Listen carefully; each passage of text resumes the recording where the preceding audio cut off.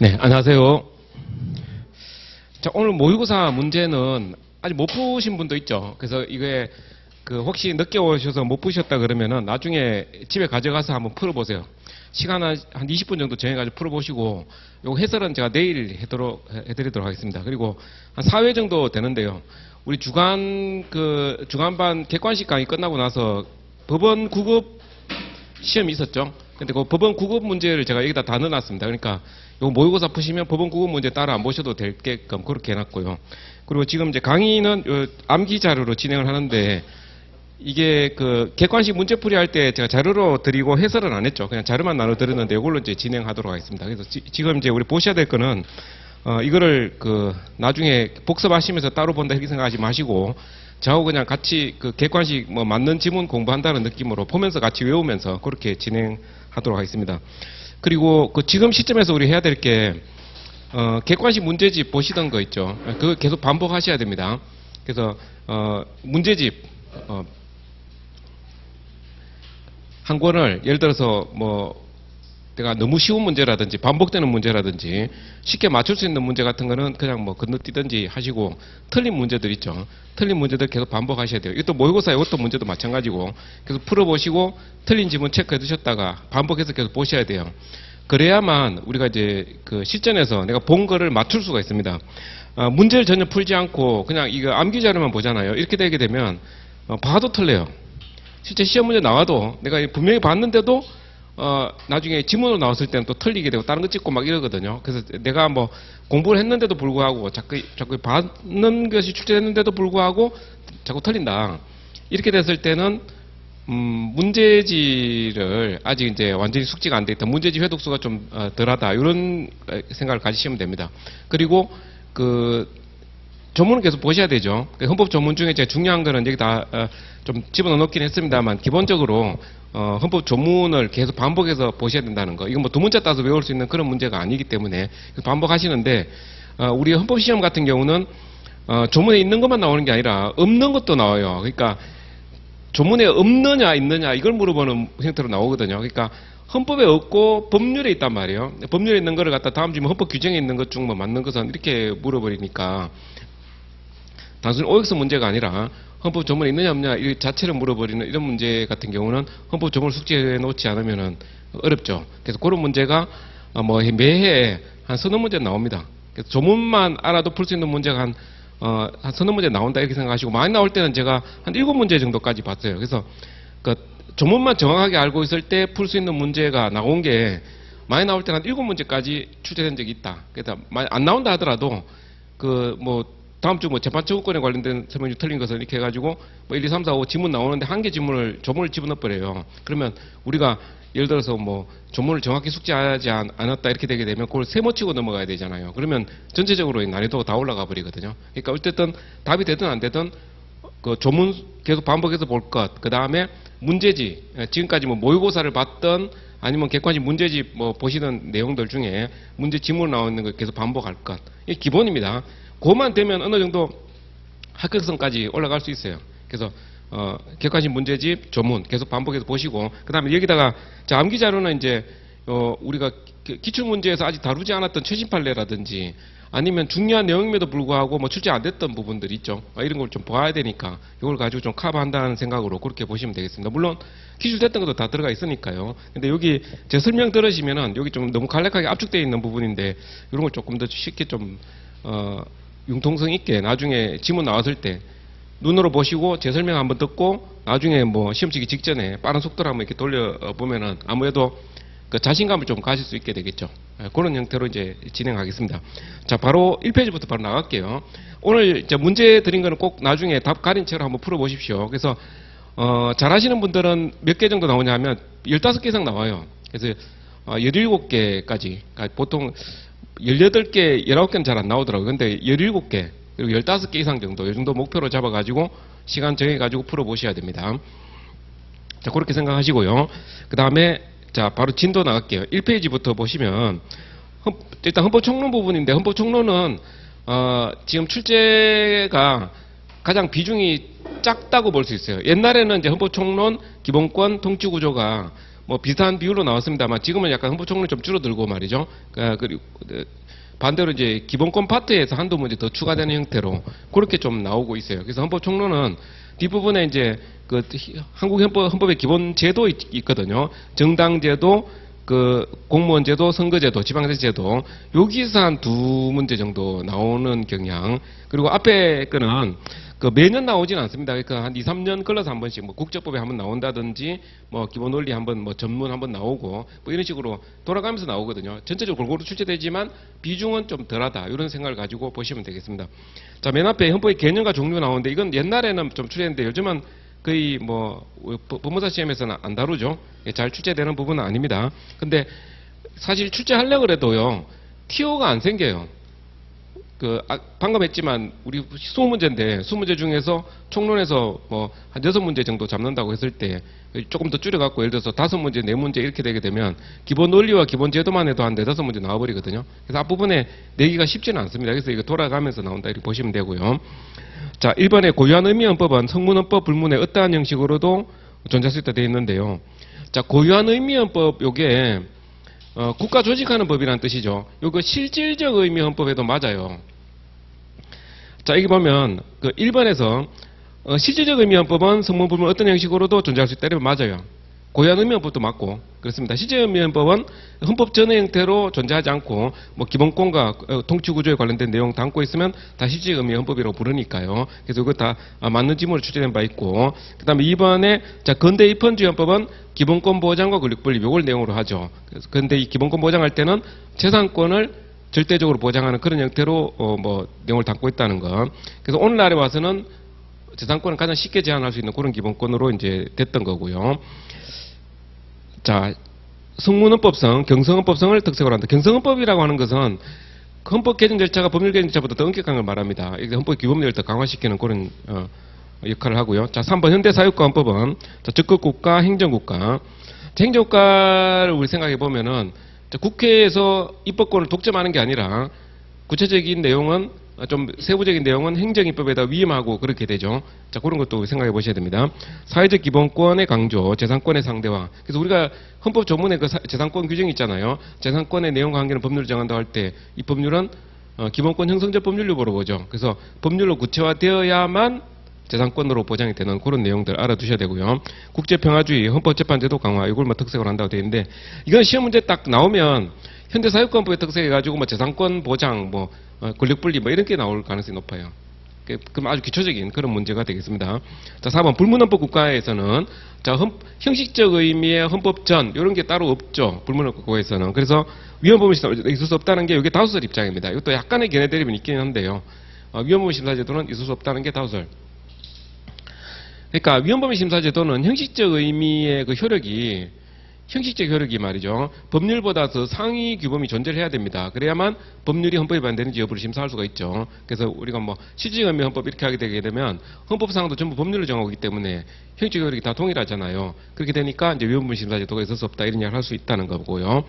자, 특별한 헌법 개정 절차가 존재하지 않으므로 연성헌법일 수밖에 없다. 이게 다수설 입장입니다. 연성헌법일 수밖에 없다. 그러니까 따로 뭐 헌법전을 따로 두지 않기 때문에 헌법사항을 전부 법률 개정으로 다 한다는 거죠. 그래서 이거는 기본적으로 국회에서 만든 그 법률 있죠. 국회에서 만든 법률이 최고법이다. 이런 그 마인드를 가지고 있는 거죠. 불문헌법 국가에서는. 그러니까 그 최고법이 그 법률 형태로 되어 있단 말이에요. 그러니까 그러다 보니까 위헌법 심사제도라든지 아니면 뭐 그 이런 게 있을 수 없다. 이렇게 보고 연성헌법일 수밖에 없다. 이렇게 보는 겁니다. 지금 본 내용은 출제 가능성이 좀 낮아요. 그 다음에 5번 보시면 유추, 개미 이렇게 보통 뭐 그냥 보죠. 그래서 유동성, 주상성, 개방성, 미완성 이런 뭐 입법기술상의 특성을 갖는다. 그냥 읽어보시면 되고요. 현행법은 최고 규범성을 명시적으로 규정하고 있지 않다. 이런 게 조금 중요합니다. 이거는 그냥 헌법 조문 묻는 문제죠. 그러니까 제가 좀 방금 했지만 있는 것만 묻는 게 아니라 없는 것도 물어본다는 거예요. 그러니까 우리 헌법에 최고법 조항이 있느냐? 없다 이런 이야기죠. 대한민국 헌법은 최고법이다 이런 조항은 없어요. 그런데 각 그 부칙에 보면은 뭐 헌법에 위반되는 뭐 조약이라든지 이런 내용들이 뭐 효력을 잃는다 이런 규정들은 있거든요. 그래서 간접적인 어떤 뭐 그런 규정들이 있다. 간접적으로 최고 규범성을 뭐 담고 있는 그런 내용은 있다 할 수 있지만 명시적으로 대한민국 헌법은 최고법이다. 이런 조항 없다. 없다라는 것도 알고 계셔야 되고요. 그 다음에 7번은 우리 법무사 시험에 한번 나왔죠. 이게 법무사 기출문제입니다. 구체적인 강제집행수단이 없습니다. 그래서 스스로 헌법 침해를 방어하기 위한 헌법 보장 제도를 두고 있다는 겁니다. 그래서 이건 법무사 기출문제 한번 나왔고요. 그 구체적인 강제 집행수단, 그러니까 헌법을 위반했을 때 이를 다툴 수 있는 이런 집행수단이 없다는 겁니다. 지금 여기서 우리가 좀 문제가 되는 게 하나 있죠. 그게 바로 법원과 헌법재판소 간의 어떤 파워게임 문제입니다. 자, 헌법재판소에서 위헌 결정을 하게 되면 이 위헌 결정의 구속력은 모든 국가기관을 다 구속합니다. 그래서 입법기관, 사법기관, 행정기관 할 것 없이 다 구속이 돼요. 그런데 한정위헌 결정 같은 경우는요, 한정위헌 결정, 한정합법 결정도 마찬가지입니다만, 요게 이제 구속력이 있느냐 관련해서 법원하고 일치하지 않아요. 법원하고 견해가 다르죠. 그래서 위헌 결정은 구속력이 있단 말이에요. 그래서 만약에 그 법원에서 어떤 재판을 했다고 할 때 말이죠. 재판을 헌법소원으로 다툴 수 있느냐, 할 때 원칙은 안 되죠. 원칙 안 됩니다. 헌법소원은 공권 행사 또는 불행사로 기본권 침해했을 때 가능한데, 이 공권력이라고 할 때는 자, 입법작용, 사법작용, 행정작용이 다 들어갑니다. 근데 물론 이제 여기 사법작용 할 때는 법원에서 규칙을 제정한다, 대법원 규칙을 제정한다든지 했을 때 이런 규칙 같은 이런 생각하시면 돼요. 근데 이 재판은 빠지거든요. 재판은 원래 헌법소원 대상이 안 됩니다. 안 돼요. 그런데 예외적으로 이제 법원의 재판이 헌법소원 대상이 되는 경우가 있죠. 바로 요 위헌결정 구성에 반하는 경우. 그러니까 헌법재판소가 위헌결정했음에도 불구하고 그걸 갖다가 위헌적인 법률을 그대로 적용하는 재판이 있다. 요거는 헌법소원 대상으로 삼아가지고, 여기 68조 1항 헌법소원을 말합니다. 헌법소원 대상 삼아가지고 재판 취소시킬 수 있다는 거죠. 재판 취소 가능하다. 그래요. 근데 사실 이제 위헌 결정을 했는데도 불구하고 법원에서 위헌 선언한 법률을 그대로 적용하는 사례는 우리가 판사가 바보가 아니니까 그런 걸 우리가 사례로 생길 가능성은 없단 말이에요. 근데 요게 문제가 되는 거예요. 한정위헌 결정 같은 경우에 법원에서 말이죠. 이거는 구속력 없다. 한정위헌 결정 구속력 없고 우리는 헌법재판소 하나의 견해에 불과하니까 우리는 우리대로 그냥 적용하겠다 해가지고 재판을 내버리는 거예요. 그럼 헌재에서 어떻게 하냐면 이 한정위헌 결정에 구속력이 반한다. 한정위헌 결정도 위헌 결정 일종이다. 구속이 있기 때문에 너 재판 취소해버리겠다 해서 취소해버리는 거예요.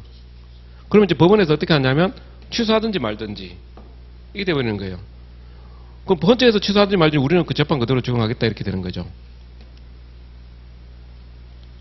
그래서 이제 이런 경우가 어떤 하나 예를 들면은 뇌물죄로 형사처벌을 했어요. 뇌물죄로 형사처벌을 했는데 여기가 확정이 됐습니다. 자, 확정 판결이 나왔단 말이에요. 그랬더니 이제 여기서 헌재에서 뇌물죄로 처벌하려면 공무원으로 의지하는 규정이 존재해야 돼요. 공무원으로 의지하는 규정이 존재해야 되는데 요 위촉 위원, 공무를 위촉받아가지고 공무를 수행하는 이 위촉위원에 대해서 공무원으로 의지하는 규정이 없다. 그래서 공무원으로 보면 안 된다라고 보는 거죠. 공무원으로 보는 한 헌법에 위반된다. 위촉위원까지 공무원으로 보는 한 헌법에 위반된다 해서 항정위헌 결정을 한 거예요. 그러니까 이제 이 확정 판결에 대해서 우리가 이렇게 위헌 결정이 나오면 어떻게 해야 돼요? 재심 청구 가능하잖아요. 재심 청구를 했어요. 재심 청구를 하고 재심 청구에 대해서 법원에서 기각 결정을 했습니다. 재심 청구 안 받아주는 거죠. 이 한정위헌 결정은 헌재 하나의 견해에 불과하다. 우리를 구속할 수는 없다. 유죄 확정 그대로 이 판례는 딱 고정이고 재심 청구를 했는데 이걸 안 받아주고 재심 청구 기각해버린 거죠. 이 기각 결정이 한정위헌 결정이 구속력에 반한다는 거예요. 재판 취소 이렇게 된 거죠. 재판 취소 그 재심 청구 기각 결정을 이걸 취소해버렸으니까 어떻게 돼요? 재심법 열어야 될 거 아닙니까? 안 열어요.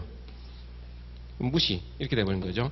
그래서 이 상태에서 계속 이제 진행 중인 게 지금 우리 헌법에서 가장 이슈가 되는 부분, 이게 해결 안 되고 그냥 계속 현재 진행형입니다.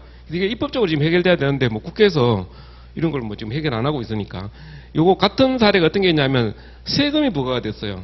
조세부과처분 세금이 부과돼가지고 세금을 수백억을 갖다 바쳤습니다. 세금을 냈단 말이에요. 근데 이게 또 한정위헌이 이제 나왔거든요. 그래서 조세 도통 돌려달라 해가지고 또 역시 재심 청구했더니 또 기각 이렇게 돼버린 거죠. 그때 또 재판 취소하니까 또 뭐 무시 이렇게 돼버린 거예요. 근데 독일 같은 데서는 이 재판도 헌법소원 대상으로 삼거든요. 그러니까 모든 재판을 다 헌법소원으로 해가지고 다툴 수 있도록 되어 있습니다. 그렇게 돼버리면 이제 이게 뭐 마치 헌법재판소가 법원보다 더 위에 있는 그런 기관처럼 돼버리는데, 우리나라는 이게 대법원도 최고기관이고 사법부 중에 최고기관이고 헌재도 뭐 제3의 기관으로 최고기관이고 이렇게 되니까 최고기관끼리 서로 이제 파워 게임이 생기는 부분입니다. 이건 좀 문제 의식을 가지고 보시기 바랍니다. 그래서 헌법재판소에 우리가 위헌 결정이 기속력이 있다 하더라도 이 법적인 어떤 뭐 우리가 혈행 유무를 따질 수 있어도 현실적으로 안 따르면 어떻게 되냐? 예를 들어서 뭐 수사기관이 뭐 개구를 사용한다든지 뭐 포성줄이라든지 수갑 같은 거 막 남용해가지고 피의자 신문하지 마라. 그러면은 이거 신체의 자유를 침해한다 이렇게 선언을 하잖아요. 근데 현실적으로 수사기관이 또 뭐 그렇게 또 묶어갖고 말이죠. 피의자 계속 구속하고 그렇게 해요. 그럼 어떡합니까? 그 구체적인 간접집행 수단은 없죠. 그러니까 이제 우리 헌법 책에 보면은 맨 마지막에 어떻게 되냐면은 결국 국민의 어떤 헌법 수호 의지 여기에 맡길 수밖에 없다. 뭐 이런 이야기가 나올 수밖에 없는 겁니다. 그래서 이런 부분은 아예 또 현재 진행형이니까 좀 문제의식을 가지고 보시면 되겠고, 출제하기가 조금 어려운 부분이긴 해요. 근데 조심해야 될 지문은 나중에 뒤에 다 제가 소개해놨으니까 그때 가서 보기로 하겠습니다. 그래서 구체적인 강제집행 수단이 없다는 거는 알아두셔야 되고요. 그리고 이제 밑에 8번에 이게 그 신행정수도 건설을 위한 특별법 해가지고서는 수도를 옮기려고 했던 거죠. 그래서 이게 이제 헌법 개정 절차를 따라야 되는데 국민투표를 거치지 않아가지고 국민투표권을 침해해서 위헌이 됐던 그런 사건이 되겠습니다. 자, 관습헌법이 성립하기 위해서는 헌법적으로 중요한 기본적 사항이 돼야 되고, 자, 관행이 존재해야 되고, 자, 이 관행이 반복 계속돼야 되고요. 항상성, 명료성, 그리고 국민적 합의가 있습니다. 최근에 이게 뭐 국민적 합의가 필요 없다 뭐 이런 식으로 한번 추진한 적이 있거든요. 아주 쉬워요. 그리고 요거 다른 말로 바꾸면 금방 우리가 눈치챌 수 있도록 쉽게 나옵니다. 예를 들어서 뭐 항상성을 갖다가 불항상성 이런 식으로 하면 금방 티나잖아요. 이거는 다른 걸로 바꾸면 쉽게 우리가 알 수 있기 때문에 이거 한번 읽어보시면 되겠습니다. 이런 요건을 갖춘 것이 뭡니까? 대한민국 수도가 서울이라는 점. 수도가 서울이라는 점은 이 관습헌법으로 인정이 된다고 판시했습니다. 자, 이번에 관습헌법도 헌법의 일부로서 성문헌법과 자, 동일한 요령을 갖는데 이거 중요하죠. 자, 동일한 요령. 자, 보충적 요령하면 틀립니다. 보충적 요령하면 틀리고요. 자, 그 법규범은 최소한 헌법 개정 절차에 따라서 개정될 수 있습니다. 개표적 요령 X 이렇게 돼 있죠. 제가 이렇게 괄호 안에 해가지고 X 이렇게 된 게 굉장히 조심해야 될 부분이에요. 민법에 보면은 왜 관습법에 효력해가지고 보충적 효력설과 대등적 효력설이 있죠. 그 대등적 효력설에 의하면은 신법 우선 원칙에 따라서 성문법을 뭐 개정할 수 있다 이렇게 나오잖아요. 그 헌법은 그러면 안 됩니다. 헌법은 자, 대등적 효력설, 그러니까 동일한 요를 갖지만 개표적 효력이 인정되는 건 아니에요. 왜냐하면 헌법 개정 절차 따라야 되니까 헌법 개정 절차를 따르지 않으면 개정 못합니다. 그래서 개표적 효력까지 인정되면 틀리고, 보충적 효력하면 또 틀리고, 동일한 요력하면 맞고, 이렇게 동일한 요력 맞고, 개표적 요력 틀리고, 보충적 요력 틀리고, 자, 이렇게 좀 조심해서 보셔야 됩니다. 자, 그다음 관습헌법 요건들은 성립 요건일 뿐만 아니라 효력 유지의 요건이기도 하죠. 이거는 뭐 최근에도 한번 추진된 적이 있습니다. 그래서 국민적 합의가 상실돼 버렸다. 자, 관습헌법 성립 요건이 관행이 존재해야 되고, 뭐 항상성, 계속성, 명령성, 국민적 합의 뭐 이런 요건이 필요하단 말이에요. 근데 만약에 국민적 합의가 상실이 돼 버렸어요. 자, 이렇게 되게 되면 관습법도 소멸해 버리는 겁니다. 효력 유지의 요건이기도 하다. 그런데 대한민국 서울이 수도라는 점에 대해서는 이 그 효력 유지 요건이 상실됐느냐? 상실되지 않았다고 보는 거죠. 아니 또 계속 유지되고 있다는 거죠. 대한민국 수도 서울이라는 점은. 그러니까 이걸 바꾸려고 하면 어떻게 해야 됩니까? 그러니까 이 효력 유지 요건이 계속 구비되고 있기 때문에 이거 바꾸려면은 헌법 개정 절차를 따라야 된다는 거죠. 개정 절차 따라야 되는데 개정 절차 따르지 않고 그냥 법률만 가지고 수도를 바꾸려고 하니까 이게 뭐 국민투표권을 침해한다라고 본 판례입니다. 그래서 이게 헌법 개정 절차에서 국민투표권을 침해해서 위헌이 됐던 판례죠. 그 다음에 9번 문제, 대통령과 국무총리가 서울이라는 하나의 도시에 소재해야 된다는 관습법 존재를 인정할 수 없습니다. 그래서 세종시 건설하는 것은 합헌이 되는 거죠. 대통령은 지방으로 가버리게 되면 수도를 이전하는 문제가 생기기 때문에 요거는 헌법 개정자 따라야 되고, 헌법 개정자 따르지 않으면 위헌이 되고, 근데 국무총리나 정부 부처는 옮긴다 하더라도 요거는 수도를 이전하는 문제가 발생하지 않으니까 합헌 이렇게 됩니다. 그 다음에 10번 문제, 자, 국민투표에 자, 붙여질 중요 정책인지 여부를 대통령의 재량에 결정하도록 명문으로 규정하고 있다. 그래서 여기 그 국민투표 같은 경우는 이제 헌법 개정을 위한 국민투표가 있고 72조 국민투표가 있죠. 130조 이하의 헌법 개정을 위한 국민투표하고 72조 국민투표가 있는데 이 72조 국민투표는 중요 정책에 대한 국민투표입니다. 그래서 이건 대통령의 재량에 맡기고 있어요. 대통령이 국민투표 붙여야만 우리가 이제 국민투표권 행사할 수 있는 거고요. 붙이지 않으면 국민투표권 행사 못합니다. 다툴 수도 없어요. 대통령의 재량에 맡기고 있다는 겁니다. 자, 두째 줄 오른쪽에 대통령이 이러한 국민들의 희망과 달리 국민투표에 붙이지 않았다 하더라도 헌법 위반된다고 할 수 없어요. 그래서 72조 국민투표는 대통령이 붙여야만 가능하다라는 내용이 되겠습니다. 자, 세종시 건설할 때 국민투표 붙여야 되느냐? 뭐 국민이 원한다 해가지고 다 붙여야 되는 건 아니고 대통령의 재량에 맡긴다는 겁니다. 그리고 조금 어렵게 나오는 거 하나, 부차적으로 하나 설명드리면 여기서 말이에요. 자, 헌법 개정 절차를 따르지 않아가지고 위헌이 됐잖아요. 그랬을 때, 자, 130조에 규정되어 있는 국민투표권을 침해해서 위헌이 됐어요. 국민투표권을 침해한다 해서 이거 위헌이 된 거입니다. 근데 만약에 시험 지문에, 이건 지금 요 자료 안 나와 있는데 이거 추가해 놓으세요. 72조 하면 틀립니다. 이거는 72조 국민투표권 침해한다 이러면 틀린단 말이에요. 그러니까 130조 이하의 헌법 개정을 위한 국민투표권 요걸 침해한 거지 72조 국민투표 침해는 아니에요. 72조는 대통령이 붙여야만 가능한 거고 이건 대통령의 재량에 맡기고 있다는 점입니다. 자, 그 다음에 헌법의 해석 관련해서요. 자, 합헌적 법률 해석이 시험 문제 잘 나오죠. 합헌적 법률 해석은 주의해야 될, 그러니까 주의해야 될 부분입니다. 자, 합헌적 법률 해석은 자, 일단 이 합헌적인 부분이 이렇게 있다고 하면은 법률이 말이죠. 법률이 위헌적인 부분하고 합헌적인 부분하고 이렇게 이제 혼자 한단 말이에요. 이랬을 때 이 합헌적인 부분을 살려주는 해석을 해주지 않는 법률 해석 지침이에요. 자, 여기서 이제 조심해야 될 게 합헌적 법률 해석할 때는 이거 헌법 해석이다 하면 틀립니다. 헌법 해석이다. 헌법 해석 지침이다. 이러면 틀립니다. 법률 해석 지침이에요. 자, 헌법 해석과 무관하다. 헌법 해석과 무관하다 하면 또 틀려요. 헌법 해석과 관련성은 있단 말이에요. 관련성은 있다. 합헌적인 영역을 이렇게 정해가지고 말이에요. 이 법률을 어떻게 해석할 것인가의 문제이기 때문에 헌법 해석과 전혀 무관한 건 아니에요. 그러니까 무관하다 하면 틀리고 헌법 해석이다 하면 또 틀리고 헌법 해석은 아니죠. 이 법률 해석이다 이거죠. 법률 해석이다. 법률 해석이다. 어디까지나. 관련성은 있다. 관련성까지 부정되는 건 아니다. 그런 내용입니다. 이거 말장난하기 좋죠. 그래서 우리가 법률을 국회에서 이렇게 제정을 할 때 국민의 대표기관이 만든 거기 때문에 원칙 존중해 줘야 된다는 겁니다. 이게 이제 합헌적 법률 해석인데, 근데 이 합헌적 법률 해석은 하나 조심해야 될 게 그 표현의 자유 있잖아요. 표현의 자유. 표현의 자유를 규제한다. 언론 출판의 자유 말하는 거예요. 언론 출판의 자유. 언론 출판의 자유는 정신적 자유에 속하거든요. 정신적 자유. 자, 정신적 자유에 속하는 표현의 자유를 규제하는 입법은 이 합헌적 법률 해석하면 안 돼요. 이거는 위헌성이 추정됩니다. 합헌성 추정 배제 원칙이라 그래요. 합헌성 추정 배제 원칙. 이거 조심하셔야 돼요. 자, 이번에 합헌적 법률 해석은 법질서 통일성, 입법부의 민주주의 정당성에 대한 존중, 법률의 유효 추정, 법적 안전성 이걸 이제 근거로 하는 거고요.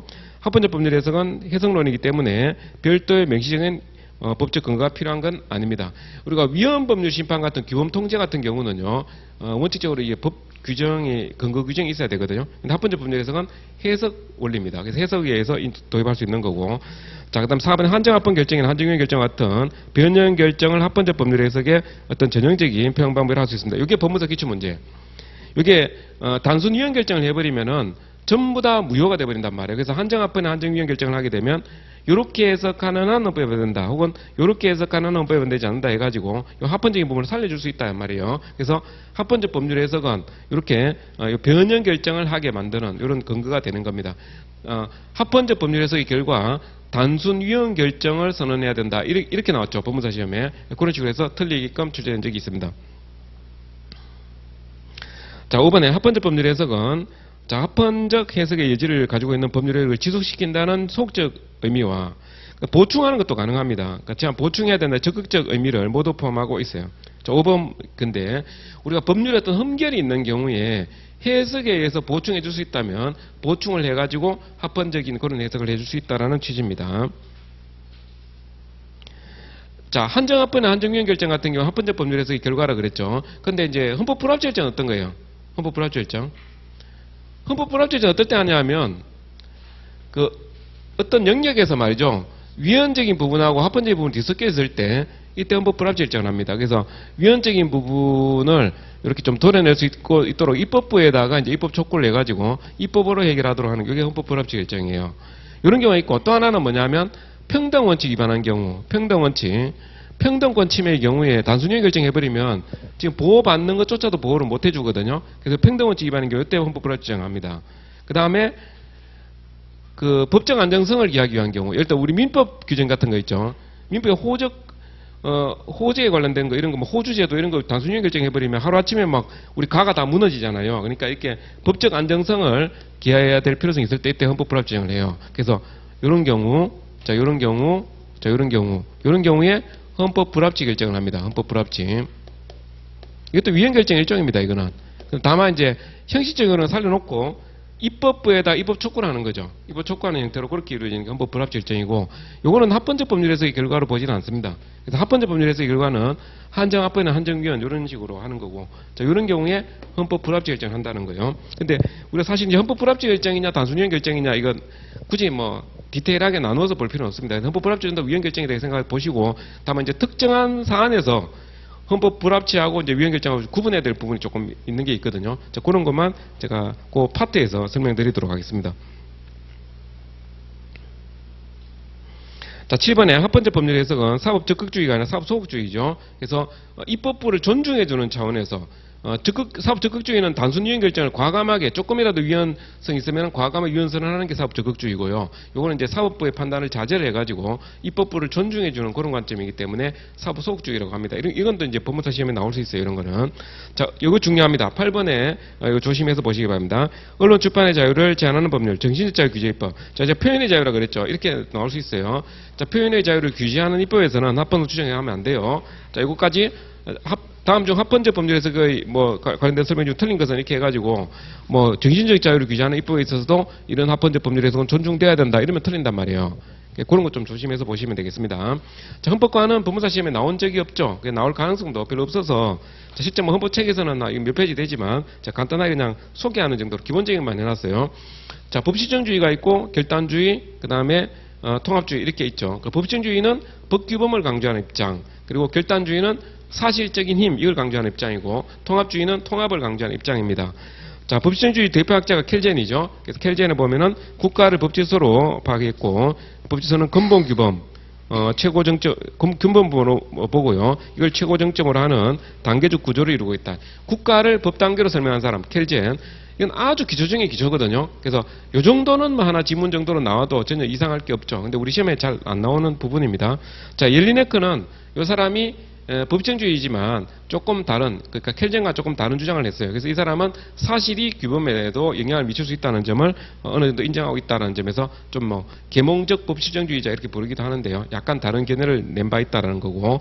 그럼 3번에 국민의 소극적 지위에서 자유권, 이거 외울 필요 없습니다. 적극적 지위에서 뭐 수익권, 이거 외우지 마시고요. 이렇게 지위 이론을 주장했던 사람 옐리네크.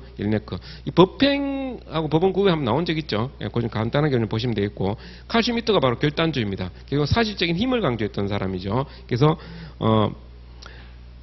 그 국가로부터의 어떤 무제한한 자유주의 사상을 이야기했던 사람이 칼슘미터 결단주의가 되겠습니다. 그 정도 보시고, 그 다음 5번에 법정주의와 결단주의가 국가와 사회, 이게 사회라고 하는 것은 국민의 어떤 자율 영역을 생각하시면 돼요. 그래서 법시정주의하고 결단주의는 국가와 사회를 엄격히 구분하는 입장. 그래서 국가는 좀 우위에 있는 존재, 국가는 국민보다 더 우위에 있는 존재로서 국민의 자율 영역에 함부로 침해해서는 안 된다. 내지는 국가가 더 우위에 지위해서 국민에 대해서 법으로 어떻게 규제할 수 있다. 뭐 이런 사고를 밑바탕으로 깔고 있는 거예요. 그래서 국가 사회를 구분할 입장이 되고, 통합주의는 국가 사회를 구분할 입장이 아닙니다. 인간의 어떤 자율적인 영역에서 이게 통합되어가는 과정에 있는 것이 그것이 곧 국가다 이렇게 해서 국가를 어떤 더 우위에 있는 이런 별개의 어떤 영역으로 이렇게 보지 않는다는 거죠. 그 점에서 좀 차이가 있다는 것. 그 정도만 보시고 넘어가시기 바랍니다. 이 정도만 해도 거의 뭐 법무사 시험에서 만약 나오면 기본적인 거 나올 거거든요. 예를 들어서 뭐 켈전 정도 나올 거니까 충분히 커버할 수 있고, 뭐 보기 싫으면 안 보셔도 될 것 같아요. 나올 가능성 거의 없으니까요. 지금까지 나온 적도 없고. 자, 재정 개정 변천에서는 좀 조심해야 될 게 있습니다. 일단 개정은 헌법 조문 묻는 문제예요. 제가 항상 그 조문은 기본이다 그랬잖아요. 그래서 조문하고 객관식 문제집 한 권 정도는 우리가 보셔야 됩니다. 근데 이 조문은 묻는 문제는 어디에서는 항상 기본입니다. 그래서 헌법 개정은 개정 절차 조항이기 때문에 작년에도 개정 절차 조항 나왔죠. 근데 그것도 틀려가지고 저한테 또 질문하신 분이 있었고 그랬어요. 조문을 보고 지문을 보는데 어디가 틀렸는지 모르겠다는 거예요. 아무리 눈을 크게 뜨고 봐도 어디가 틀렸는지 모르겠다. 그럼 눈을 더 크게 뜨고 봐야죠. 예? 더 크게, 그래도 안 보인다? 그럼 더 크게 뜨고 봐야 돼요. 그럼 보입니다. 달라요, 조문하고. 그러니까 이렇게 우리가 뻔히 두고도 틀릴 정도가 되게 되면 조문 숙지가 안 돼 있는 부분이거든요. 그래서 역시 조문 반복해야 될 부분입니다. 헌법 개정 절차는. 그래서 개정 절차가 시험에 잘 나오니까 나머지 헌법 재정 개정 변천에서 어떻게 되겠습니까? 재정은 거의 출제 안 되고 변천도 출제된 적 없고 이렇게 되는 거죠. 개정이 워낙 조문이 중요하니까. 자, 헌법 제정부터 보겠습니다. 자, 헌법 제정 권력을 최초로 주장했던 사람 CS라는 사람이고요. 이 사람은 프랑스 시민혁명 근대 입헌주의 헌법으로 이제 넘어오게 된 계기가 된 사건, 프랑스 시민혁명 주동자 중에 한 명입니다. 이 사람이 시민의 어떤 뭐 혁명을 선동하면서 국민이 가지고 있는 최고 권력이 헌법 제정 권력이다 이런 이야기를 했어요. 그래서 이 사람이 무한개설 이렇게 주장한 바가 있고요. 자, CS는 헌법 제정 권력의 행사 방법은 국민투표에 의한 것이 아니라 대의기관인 재헌의회에 의할 것을 주장해서 간접민주제, 대의제 민주주의를 주장했습니다. 우리나라 우리나라 헌법 제정할 때도 국민투표를 통해서 제정한 게 아니었죠. 그래서 이 대의사상에 영향을 받았다 하면 맞는 내용이 되겠습니다. 그래서 우리 헌법 맨 처음에 만들 때 말이에요. 국민투표를 통해서 제정됐다 해가지고 틀린 지문이 몇 번 나왔었죠. 법무사 시험에도 몇 번 출제된 걸로 제가 알고 있습니다. 그럼 칼 슈미트는 헌법 제정 권력 한계를 부정하고요. 이건 가장 힘 있는 사람이 결단을 내리는 것이다 이렇게 이해를 했거든요. 그런데 자, 개정 권력의 한계는 긍정하는 입장입니다. 그래서 결단을 내린 것이 헌법인데 근본 결단에 해당하는 부분이 있고 부수적 결단에 해당하는 부분이 있다. 그래서 근본 결단에 해당하는 부분은 개정을 못하고요. 부수적 결단에 해당하는 부분은 개정할 수 있다 이렇게 봐가지고 헌법 개정 권력의 한계를 인정하고 있습니다. 그 다음에 4번에 헌법 제정 권력은 자, 시원적 창조성, 항구성, 단일 불가분성, 통일성, 자율성, 불가향성 등의 특성을 가진다고 되어 있는데요. 자, 공무원 시험에 이 자율성을 타율성으로 바꿔갖고 한번 나온 적이 있어요. 타율성으로. 뭐 그런 식으로 하고 항구성 같은 거 관련해서 이제 이렇게 문제 만들 수 있습니다. 자, 헌법 제정 권력은 헌법을 제정하고 나면 사라진다. 그거 아니지 않은 거죠. 헌법을 제정한다고 해서 사라지는 게 아니라 헌법 제정하고 나서 그 나라의 최고 권력으로 계속 남아있다는 거죠. 그래서 국민이 그 주권의 형태로, 주권 최고 권력이거든요. 헌법 제정 권력과 주권과 동일한 개념으로 써요. 그래서 국민이 계속 가지고 있다. 이렇게 해석을 합니다. 자, 무한 개성을 가진다고 볼 수는 없습니다. 이거는 우리 헌법학계의 통설 입장이에요. 모든 권력은 한계가 있다. 이거 중요합니다. 모든 권력은 한계가 있다. 한계가 없는 권력은 절대 인정하면 안 되고요. 그 다음에 우리 헌법 조문에 국회의 동의를 요하는 조약에 뭐가 있냐면요. 주권의 제약에 관한 조약이라는 말이 나옵니다. 이게 중요합니다. 주권의 제약이라는 단어가 나온다 이거죠. 우리 헌법에. 헌법 조문에. 그래서 주권도 제약될 수 있다는 점을 우리 헌법 스스로 정하고 있어요. 그래서 모든 권력은 다 한계가 있다. 무한개성하면 틀린다는 거. 그러니까 주권도 제약될 수 있음을 우리 헌법 스스로가 인정한 바 있다. 이러면 맞는 지문이 됩니다. 자, 5번에 그 헌법 제정 권력의 한계로. 자, 이것도 조심하셔야 돼요. 이건 이제 객관식 문제집 같은데 교수님이 쓰는 문제집 같은데 보면 잘 나오는 건데요. 자, 자연법적 한계, 법원리적 한계, 정치이념적, 이데올로기적 한계, 국제법적 한계 들 수 있는데 여기 실정법상 한계는 해당되지 않습니다. 이거 조심하셔야 되는데 실정법상의 한계는요. 헌법 개정 권력의 한계로 보통 논의하는 거예요. 헌법 개정할 때, 자, 헌법 조문에다가 무슨 제1조, 2조는 개정할 수 없다라고 못 박아둔 거 있죠. 못 박아둔 거 이걸 실정법상 한계로 합니다. 그래서 헌법 제정 권력은 실정법상 한계 이런 거 두면 안 된다는 거죠. 그래서 다음 중 헌법 제정 권력 한계로 틀린 것은 해가지고 1, 2, 3, 4, 5 이렇게 하면은 뭐 국제부상 한계 이런 걸 답으로 찍는 사람이 있다는 거죠. 그럼 틀리는 거죠. 이데올로기적 한계 이런 거 찍으면 틀리고 뭐냐면 실정부상 한계 이게 답이 됩니다. 실정부상 한계. 이거 아주 기본적인 문제예요. 법문사 시험에는 요즘에 이렇게까지는 안 나옵니다. 너무 쉬워갖고 안 되는 것 같아요. 법문사 시험에 이 정도로 그러니까 짧게 간단하게 물어보는 문제 형태는 잘 안 나옵니다. 그러니까 이런 뭐 지문 정도로 뭐 길게 해서 지금 여기 있는 거 2줄짜리 이 문장을 길게 해서 나올 정도 뭐는 어느 정도는 가능하긴 한데 그래도 잘 나오지는 않습니다. 잘 나오지. 기본적으로 그 지금 출제 경향을 봤을 때 대부분 헌재 판례 위주로 나오거든요. 조문 아니면 판례예요. 조문 아니면 판례. 괜히 이런 거 냈다가 뭐 출제 오류로 연결될 수 있기 때문에. 자, 제2절 헌법 개정 보겠습니다. 여기서는 뭐 일단 조문 보셔야 되죠. 조문 확실히 잘 해주셔야 되고요. 자, 1번에 보시면 켈젠과 리네크는 법시정주의자들이에요. 자, 법시정주의자들은 헌법 개정은 무한개설을 취하고 있습니다. 무한개설. 다 개정할 수 있다고 봅니다. 그래서 헌법 개정 한계를 부인하고 있어요. 그래서 결단주의나 통합주의, 우리나라 다수설은 개정의 한계를 긍정하는 입장이다는 거고 모든 권리는 다 한계가 있다고 보니까 모든 권리는 다 한계가 있다고 봅니다. 자, 이번에 우리나라 헌정사상 자 제2차 개정을 보여서 자, 헌법 실정부상 한계 조항을 둔 바가 있어요. 이건 뒤에 가서 다시 헌정사에서 보시면 되고 자, 3번 연성헌법을 경성헌법을 개정하는 것은 가능하다고 보나 경성헌법을 영성헌법으로 개정하는 것은 불가능하다고 봅니다. 그러니까 이건 이제 어떤 식으로 추정해 주냐면은요. 연성헌법을 만들어버리면 이제 구별력이 약화된다는 차원에서 이렇게 해석을 하는데요. 자, 헌법 개정 절차 조항은 뭐 절대 개정해서는 안 된다. 개정 금지 사항이다. 이러면 틀리는 지문이 되는 거죠. 그러니까 헌법 개정 절차 조항은 뭐 다 개정할 수 있다. 뭐 예외 없이 전부 다 개정할 수 있다. 이래도 틀리죠. 그죠? 그러니까 완전히 다 개정할 수 있다 해도 틀리고 그러니까 개정 못한다 해도 틀리고 둘 다 틀리는 거죠. 그렇죠? 경성헌법으로는 개정할 수 있고 연성헌법으로는 개정 못한다 이렇게 되니까 그러니까 경성헌법, 연성헌법 이렇게 해버리면 수험생이 눈치채잖아요. 그러니까 눈치 못 채게 그냥 헌법 개정 절차 조항 개정할 수 있느냐 이런 식으로 해가지고 뭉뚱거려가지고 문장을 만들어서 함정을 파는 거죠. 그 다음 4번에 자, 요 판례는 중요한 판례입니다. 특이급 판례가 되겠습니다. 그래서 요거는 앞에 문장이 있고 뒤에 문장이 있는데요. 앞뒤 문장 다 잘 받으셔야 돼요. 최근 또 취재된 바도 있고 하니까 더 조심하셔야 됩니다. 자, 헌법규정상호 간의 관계에서 자, 여기 보면 첫 번째 줄쳐놓은 거 보시면요. 자, 이념적 논리적으로는 요 말을 좀 체크해 주셔야 되겠습니다. 이념적 논리적으로는 헌법조문상호 간에는요. 이념적 논리적으로는 우열을 인정할 수 있겠다. 더 고가치의 어떤 뭐 선언적 규정이 있고 좀 이념적으로 논리적으로 봤을 때 좀 효력이 약한 그런 기본권도 있을 수는 있겠다는 이념적 논리적으로 이건 수식어로 기억을 해두셔야 돼요. 그런데 그 다음 거 보면 어느 규정이 다른 규정의 효력을 전면적으로 부인할 수 있을 정도의 개별적 헌법 규정 상호 간의 효력상의 차등을 의미하는 것은 아니다. 이거 뭡니까? 효력상의 차이가 없다는 거예요. 그래서 앞에 문장하고 뒤 문장이 서로 배치가 되는 것 같죠. 모순되는 것 같죠. 모순되는 것 같지만 우리는 그러면 이제 시험 지문에서 나왔을 때 이 모순되는 두 개의 문장을 뭘로 구별해낼 수 있을 것이냐. 앞에 요 이념적 논리적으로는 요 수식을 가지고 풀어주시라는 거죠. 그래서 헌법 조문 상호 간에 효력 차이가 있냐 하면 없지. 자, 이념적 논리적으로는 우열을 인정할 수 있는 건 사실이냐? 오케이. 있지. 이렇게 볼 수 있다는 거죠.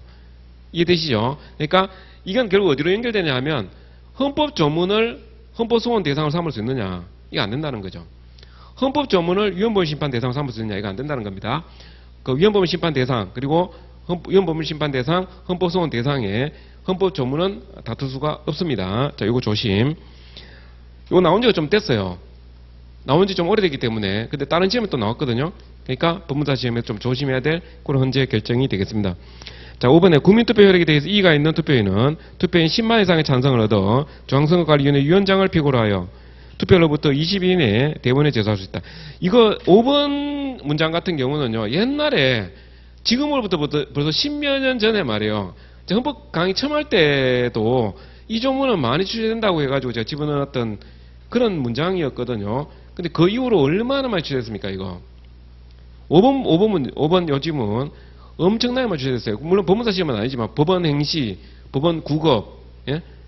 계속 많이 출제됐죠. 이게 10만 원을 20만 원을 바꿔가지고 한번 나왔고, 중앙선거관리위원장을 뭡니까? 대통령 뭐 대통령 뭐 다른 걸로 뭐 바꿨죠. 바꿔갖고 나왔고 뭐 대법원을 뭐 행정법원을 낸 적도 있고 뭐 다른 시험 같은데 보면 그렇게 나왔었거든요. 그러니까 이건 이제 대법원 단심제이기도 하고 대법원 단심제이기도 이건 잘 봐두시기 바랍니다. 근데 보통 이제 법무사 시험에서는 이런 거에 틀린 지문 나오는 게 아니라 맞는 지문 나와요. 맞는 지문으로 나오는 경향이 좀 있는 것 같더라고요. 제가 보니까 이건 좀 맞춰야 되는 건 제가 이렇게 소개해놨어요. 근데 우리가 실제로 이제 기출문제 풀다 보면은 조문도 많이 나오잖아요. 근데 그런 것들은 이제 기본적으로 문제집으로 보시고, 근데 제가 여기 소개해놓은 거는 그나마 제가 풀어볼 때 좀 자주 나온다고 생각되는 것들, 좀 반복된다고 생각하는 것들을 여기다 또 뽑아놓은 거예요. 그러니까 그나마 좀 이걸로 강약 조절해 주시면 되겠습니다. 자, 헌법 개정 절차 이거는 그냥 조문에 오는 문제입니다. 그래서 제적인 과반수 또는 대통령 발의로 제안하고요. 뭐 이건 뭐 그 박스 형태로 나오고 말장난 치는 거는 뭐 너무나 다양하기 때문에 우리 다 해주셔야 됩니다. 정중수 바꾸는 거 이런 거 다 맞추셔야 되겠죠. 자, 임기 연장 또는 중임 변경을 위한 헌법 개정은 개정 제한 당시의 대통령에 대해서는 효력이 없습니다. 자, 개정 금지 사항은 아니죠. 개정 금지 사항은 아닙니다. 그래서 지금 대통령 임기가 5년인데 만약 지금 이제 7년으로 연장을 했다고 쳐요. 7년 연장했다 하면은 현직 대통령이 7년으로 연장되는 건 아니다 이거죠. 그 다음 대통령부터 7년 연장되는 거죠. 만약 단축하면 어떻게 돼요? 단축하는 거 그대로 적용될 수 있어요. 단축하는 거. 얘도 5년에서 4년 단축한다? 그러면 또 중간에 나오면 되죠. 그런 식으로 돼 있다는 거죠. 그러니까 연장이죠. 임기 연장, 중임 변경. 중임 변경이라는 것은 지금 중임 불가로 돼 있단 말이에요. 한 바퀴 못 한단 말이에요. 두 번 할 수 있도록 만약 바꾼다. 그러면 그 다음 대통령부터. 이렇게 장기 집권을 방지하기 위한 거였습니다. 단축하는 건 아니에요. 임기 단축은 그대로 적용됩니다. 현직 대통령도. 이 단축은 언제 나왔던 이야기냐 하면 박근혜 전 대통령이 그 탄핵되기 전에 그때 뭐 탄핵을 하니 많이 하고 말 많을 때 말이에요. 그러면 헌법을 개정해가지고 임기 단축해버릴까? 이런 이야기가 나온 거죠. 임기 단축하면 그냥 바로 나와버리면 되니까. 근데 헌법 개정 절차를 따라야 되니까 이제 개정하려면 시간이 오래 걸리잖아요. 그래서 이 개정 뭐 실익이 없다 이렇게 보는 거죠. 공고 뭐 국민투표 거치고 한 사람 뭐 대통령직에서 물러나기 위해서 그렇게까지 해야 되냐라는 이야기죠. 그런 이야기 한번 나온 적이 있습니다. 그래서 아무튼 요건 연장이고, 그 다음에 자, 제한된 헌법 개정하는 대통령이 20일 이상 공고해야 됩니다. 여기 조심해야 될 게 20일 이상 공고인데요. 공고할 수 있다면 틀립니다. 공고할 수 있다면 틀리고요. 이거 공고 반드시 해야 돼요. 1월 1일부터 만약에 공고를 하면 최소한 1월 20일까지는 공고를 해야 되겠죠. 그렇죠? 그러니까 20일 이상 더 공고해도 되고, 그러면 이제 국회 의결을 할 때 이 공고된 날로부터 60일 이내에 국회 의결해야 되잖아요. 그때 60일 기산점은 자, 요때가 아니고요. 요때가 아니고 요때라는 점입니다. 요때부터 60일 이내에 이 공고된 날이거든요. 공고된 날로부터 60일 이내에 국회 의결을 거쳐야 됩니다. 국회 의결을 거쳐야 되는데 요거는 이제 어떻게 하냐면은 공고를 마친 날 이러면 틀린단 말이에요. 공고를 마친 날로부터 60일 이러면 틀려요. 고조심. 이건 법무사 시험에 안 나왔습니다. 제가 알기로 이거 법무사 시험에 출제 안 됐고 법원 행시 같은 데 다 출제했던 쟁점입니다. 자, 3페이지 보시면 국회는 헌법 개정 공고된 날이죠. 이거를 공고를 완료한 날, 공고를 마친 날 이러면 바로 틀립니다. 근데 보세요.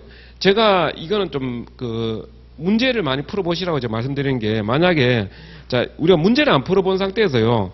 공고된 날을 공고를 마친 날로 하면 틀린다. 공고 마친 날로 하면 틀린다. 이렇게 공부할 거 아닙니까? 그 시험 지문에 나 시험 문제 풀 때 공고를 마친 날로 나왔어요. 근데 이걸 인식을 못 하고 그냥 넘어가 버립니다. 그러니까 우리가 문제를 많이 풀어보셔야 돼요. 그러니까 이거 과거에 이미 내가 객관식 문제 많이 풀어보셨다 그러면은 벌써 뭐 내가 뭐 2차 시험 경험도 많고 이미 합격한 경험도 있다 하면 이것만 봐도 되죠. 이건 봐도 이미 벌써 객관식 지문이 머릿속에 막 떠오른단 말이에요. 그럴 때는 그냥 이것만 보고 그냥 좋은 점수 나올 수 있거든요. 그래서 이제 이렇게 합격하신 분들이 나 이 자료만 보고 막 3개 틀렸다, 2개 틀렸다, 막 이렇게 얘기를 하는 거예요. 근데 처음 공부하시는 분들이 그렇게 하면 안 되죠. 처음 공부하시는 분들 같은 경우는 문제집 푸셔야 돼요. 문제와 병행해서 보셔야 됩니다. 눈으로 아무리 이게 막 안광이 진짜 이 종이를 뚫을 정도로 말이죠. 이 반복을 반다 하더라도 문제 풀면 또 틀립니다. 안 틀리게 하기 위해서 내가 문제 많이 풀어보셔야 되는 거예요. 실수를 많이 해보셔야 돼요. 그래서 우리 좀 어느 정도 경험이 있으신 분들이 이 자료만 보고도 내가 고득점했다 하면 그 말 그대로 믿으면 안 돼요. 우리 처음 하시는 분들 같은 경우는 항상 모의고사 많이 풀어보시고 문제 풀어보시라는 거, 그리고 틀린 질문 계속 반복하시고 이렇게 하셔야 돼요. 그래서 우리가 그 보시면 뭐 이미 경험 있으신 분들하고 처음 하시는 분들의 차이가 커요. 그게. 그러니까 많이 풀어보신 분들은 예를 들어 제가 시험장에 간다 한번 생각해 보세요. 저 같은 경우는 그냥 이것만 보면 되죠. 그냥 조금만 보고 해도 뭐 이미 지문을 다 어느 정도 떠올리니까. 우리 수험 지금 앉아 계신 분 중에 그런 분도 있고 아니면 처음 공부하신 분도 있단 말이에요. 아니 문제집도 지금 이래도 안 돼 있는 상황도 있을 거란 말이죠. 그럴 때는 이게 이것만 가지고는 안 된다. 더 문제 내가 실전에 가서 더 틀릴 수 있다는 걸 항상 전제로 해가지고 더 반복을 하셔야 돼요. 아주 많이 반복을 하셔야 됩니다. 요거 조심하시기 됩니다. 제가 분명히 말씀드렸어요. 본문사 지금 안 나왔어요. 자, 공고를 완료한 날로부터 하면 틀린다는 것. 그 다음에 60일 이거를 뭐 30일로 바꾸고 이런 것들은 뭐 기본적으로 우리가 하셔야 돼요. 좀 숫자 다 외우셔야 되고. 국회 의결은 자, 재의원 과반수 아니고 제적 3분의 2죠. 제적 3분의 2 이상 찬성을 얻어야 됩니다.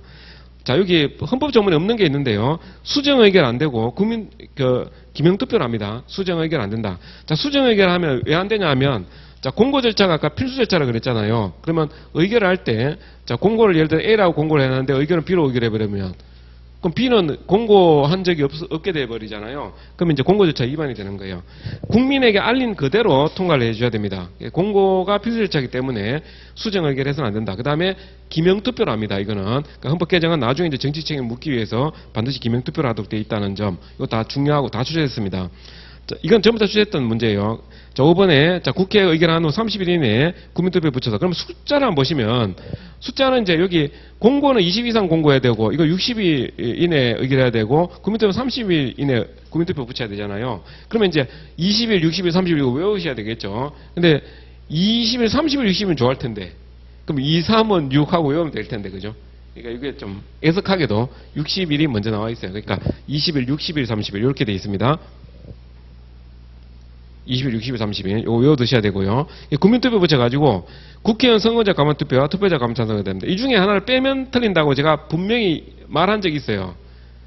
이 중에 그러니까 출제의원이 출제를 할 때 자 이거 국회의원 선거자 가만투표와 투표자 가만찬성 중에 하나를 빼면 틀립니다라고 다 이야기를 했어요. 근데 그렇게 출제됐잖아요. 출제됐는데 뭐 눈 닦고 봐도 어디가 틀린지 모르겠다 이렇게 돼버린 거죠. 국회의원 선거권자 가만 찬성을 얻어야 되는데 이러면 틀립니다. 투표와 투표자 가만 찬성 이렇게 둘 중에 하나를 빼면 틀려요. 둘 다 해주셔야 된다는 거죠. 국회의원 선거자 가만 투표와 투표자 가만 찬성 둘 중에 하나를 빼면 틀립니다. 자, 그 다음에 6번 국민투표로 찬성을 얻을 때는 헌법 개정 확정 이것도 많이 나왔죠. 확정되면 할 때 대통령이 공포함으로 설정된다 이러면 틀린단 말이에요. 법률은 어떻게 되냐면 공포가 효력 발생 요건입니다. 법률안 같은 거요. 법률안이 우리가 통과됐을 때 공포가 효력 발생 요건이거든요. 근데 헌법 개정할 때 그러니까 공포해야 비로소 확정이 되고 효력 발생 이런 식으로 하면 틀린다는 이거죠. 국민투표로 확정되는 거예요. 국민투표로 확정. 그래서 공포로 확정된다 이러면 틀립니다. 공포로 확정되는 거 아닙니다. 그럼 즉시 가지고도 장난치죠. 즉시를 가지고 15일 이러면 틀리죠. 15일 아니에요. 법률안에 대해서 대통령이 이제 15일 안에 공포를 하도록 되어 있거든요. 근데 이제 그런 가지고 말장난을 하는 겁니다. 자, 그 다음에 7번에 법률에 대한 국회의장의 예외적 공포권은 있죠. 그래서 만약에 국회에서 재의결했는데도 불구하고 대통령이 공포하지 않고 이렇게 계속 갖고 있으면은 국회의장이 5일 이내에 공포하도록 하는 조항이 있어요. 근데 헌법에 대해서는 그런 규정이 없죠. 국회의장의 예외적 공포권은 없습니다. 대통령은 반드시 공포하도록 되어 있고요. 작년에 나왔잖아요. 작년 헌법 개정 절차 나왔는데 그럼 작년에 나왔으면 올해 또 나올까 싶긴 합니다만 이거는 기본적으로 많이 나오는 거니까 나올 가능성이 한 50% 정도 되는 것 같아요. 근데 이거 틀리면 아깝죠. 그렇죠? 이게 틀리면 진짜 아까운 겁니다. 조문 그냥 대놓고 그냥 외우면 맞출 수 있는 문제고요. 헌법 변칙 나온 적 없어요. 법무사 시험에. 제 생각에 나올 가능성도 별로 없을 것 같아요. 왜냐하면 헌법 개정을 내지 굳이 헌법 변칙까지 낼 가능성은 없다. 이건 약간 이론적인 부분이거든요. 헌법 변칙의 예를 보면은 자 미국의 위헌범위 심사제와 대통령 간선제, 직선제 운용 이런 걸 이제 헌법 변칙의 예로 듭니다. 위헌범위 심사제도가 명문화되어 있지 않아요. 근데 판례를 통해서 그냥 인정되어 왔던 거 이런 걸 말하는 거고요. 그 다음에 대통령 원래 간선제인데 직선제처럼 운용하는 거. 자, 영국에서 국왕이 시제 권한을 상실하고 수상이 내각을 지배하는 거. 수상이 거의 대통령급이죠, 말하자면. 그러니까 원래는 이제 의원 내각제는 의회가 강력한 권한을 갖고 있어야 되는데 오히려 뭐 대통령제처럼 말이죠. 수상이 뭐 대통령 역할을 하는 이런 게 의원 헌법 변천의 예로 보는 겁니다. 일본이 평화헌법을 가지고 있음에도 불구하고 자유대 명목으로 군대를 보유하는 거예요. 우크라이나 전쟁 관련해서 뭐 이야기 나오는 거 보다 보니까 옛날에 일본에서 원자폭탄 떨어지기 전에요. 원자탄 2방 맞았잖아요. 그 맞기 전에도 소위탄이라 그래가지고 뭐 폭탄 하나에 뭐 그 안에 또 수백 발 폭탄 또 들어가 있는 거죠. 그러니까 이걸 하나 떨어뜨리면은 이게 또 다 퍼져가지고 완전히 그냥 불바다로 만들어버리는데 이것도 뭐 일본에 많이 떨어뜨렸더라고요. 그래서 일본 도쿄가 완전히 그냥 전부 불바다 돼버렸어요. 전체를. 그러니까 아주 막 미국에서 너들 항복해라 해가지고 막 완전히 퍼붓거든요. 근데 완전히 도쿄 전체가 우리나라 6.25 전쟁 끝나고 난 다음 주 완전히 그냥 다 폐허가 돼버렸거든요. 근데 그 상태에서 또 원자탄까지 나중에 맞고서 항복. 도저히 이제 못 견디니까 이제 항복 이렇게 됐던 건데 그때 이후에 어떻게 됐습니까? 일본은 이제 두 번 다시 이제 군대 보유 못하게끔 이렇게 했는데 지금은 어떻게 돼 있습니까?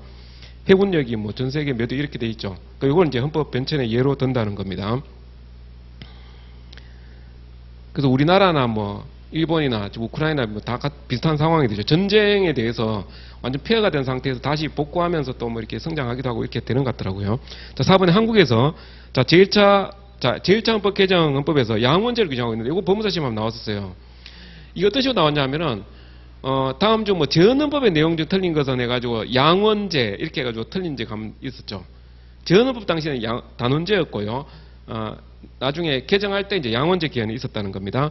1차 개헌 때 양원제 규정했음에도 불구하고 실질적으로는 양원이 구성되지 않고 단원제로 이렇게 운영됐던 거. 자, 이거 헌법 변천의 예로 듭니다. 이건 어떤 식으로 나왔냐 하면은 이거 법원 행신가 우리 헌정사상 헌법 변천의 예로 볼 수 있는 그런 사정은 없었다. 이러면 이제 틀리는 지문으로 그러니까 전혀 없었던 건 아니다. 뭐 이런 식으로 받으시면 되겠습니다. 자, 독일의 기본권 실효제도 헌법 변천의 예가 아닙니다. 이게 명문 규정이 있어요. 자, 방어적 민주주의의 관점에서 우리나라는 이제 위헌정당 해산제도가 있죠. 근데 독일은 위헌정당 해산제도뿐만 아니라 그 나치 히틀러의 그 2차 대전 이후에 어떤 뭐 이 전체주의 이에 대한 반성으로 말이죠. 기본권 실효제도가 명시되어 있어요. 명문화되어 있습니다. 그래서 헌법 변천의 예가 아니다라는 거죠. 헌법 변천은 불문헌법에서도 가능하다는 거. 위에 그 영국 나오잖아요. 자, 위헌무 시사제가 확립된 나라일수록 헌법 변천이 발생하기 어렵다는 건데 헌법 변천은 헌법 규범 조문은 그대로 존재하면서 내용이 변질되는 걸 말하거든요.